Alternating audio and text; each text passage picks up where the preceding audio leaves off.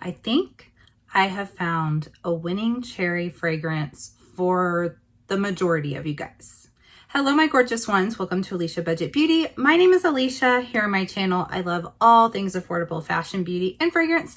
I do hauls, tutorials, reviews of new Middle Eastern fragrances from brands like Khadlaj, all sorts of fun stuff. So if that sounds good to you, please subscribe, stick around, be a friend.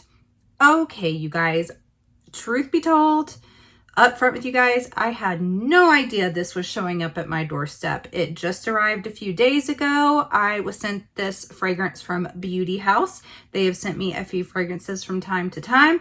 This one, I had no idea it was coming. It just showed up and I was very surprised. I didn't know anything about this fragrance. I didn't know it had been released from Khadlaj.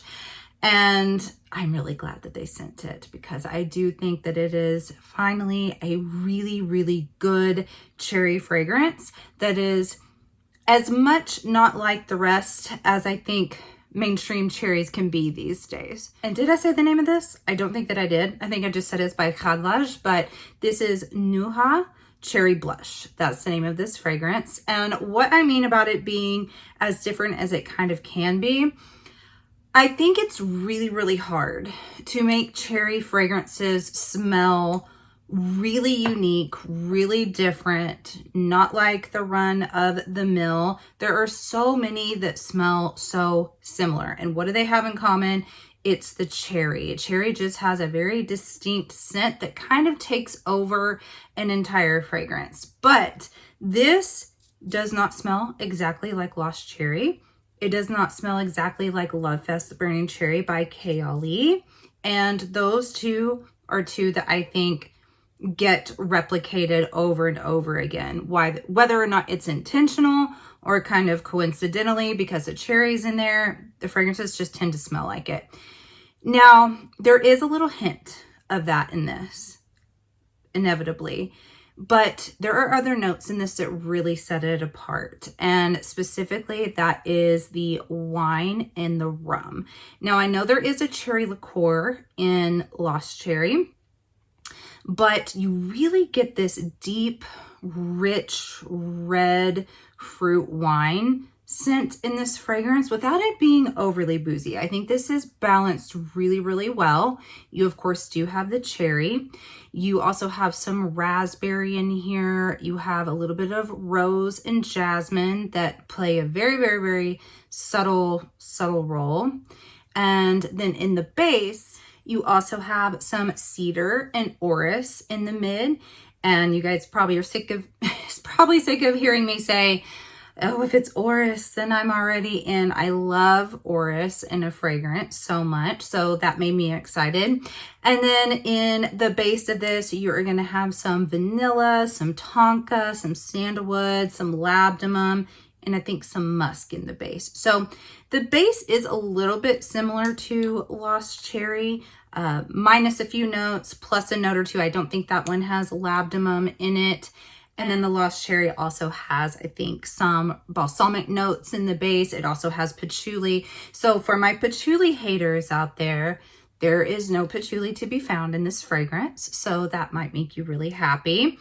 It also, I think for those who were disappointed in Anab Abaid Scarlet by Lattafa, I being one of them, this is a cherry fragrance that smells more modern and doesn't have that nostalgic sort of like 80s vibe that fragrance had. Plus that one has a very, very, very strong patchouli in it that is, to my nose, kind of a dusty, ashy sort of patchouli. There's no patchouli in this, but it does have rose, just like the Scarlet does. As far as Love Fest Burning Cherry, that one has some incense and Palo Santo in it, and it doesn't have anything boozy in it. And this one has none of the incense, but it does have the boozy notes in it.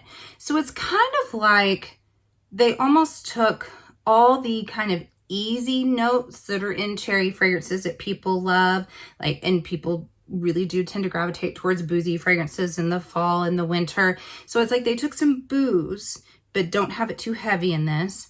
And then they took, of course, the cherry, mixed it in with a little bit of raspberry to give it that real kind of tangy, juicy tartness that balances really well with the booziness. They put vanilla, which people love vanilla. They didn't put the patchouli, which a lot of people want to steer clear of. I know people do love patchouli as well. They made it very wearable, very easy, very sexy. I think this is a very sexy fragrance. I think it smells very date night, evening, but it's not too heavy. Again, I think because we don't have that extremely heavy base of notes in here with something like a patchouli. The only kind of little bit of drawback with this that I have is I think because it's missing some of those heavy hitters in the base, this isn't the most long-lasting fragrance, I think. Even out of my other Khadlajes, I get about 4 hours wear on the skin. On clothing, it does last longer, and I will say it lingers in a room. I'm filming right now at, I think it's almost 3 o'clock in the afternoon. I filmed my TikTok of this yesterday around the same time. When I walked in a while ago, I could smell remnants of this in here. So it maybe just be my skin eats it up a little bit, but it does kind of leave a longer scent trail, I think, than it does on my skin personally. I can only tell you how it wears on my skin. I think if it did have something thicker in the base or just more of substance, then it would last a little bit longer. But I'm willing to forego that to not have it smell like all the rest or not have that really heavy patchouli that takes it to a place that I'm not really looking for right now in a cherry fragrance. So, and I don't think I showed you guys the bottle. Sorry, I got all excited talking about it. Really pretty bottle. Love the cap here. Kind of ombres down. Love all of that. I think this one sets itself apart enough and gives something different from the rest that I can highly recommend this. I also recommend this if you do love a wine note and a rum note. The rum is way less noticeable or detectable than the wine in here. I get almost like a port wine from it and a really rich, juicy, cherry, deep tangy with the raspberry. Almost like if you just took that port wine and you plunked some cherries and raspberry in it, let it ferment for a little bit. I'm smelling that. But then I think that jasmine and that rose, maybe the vanilla too, what they're playing in this is not to really stand out and smell individually like those notes. I think they just kind of come in and tame down the liquor note so that it doesn't smell like you need to get pulled over and arrested. It's not that boozy of a fragrance. If you are looking for something like that, if you want cherry and you like a boozy note and especially like a wine note, I absolutely do recommend this. I think it's done very well, blended very well. Was so excited it did not smell like lost cherry. It doesn't have that woodiness to it. That's the main part. It doesn't have woodiness. It doesn't have a balsamic to it. It doesn't have the almond either.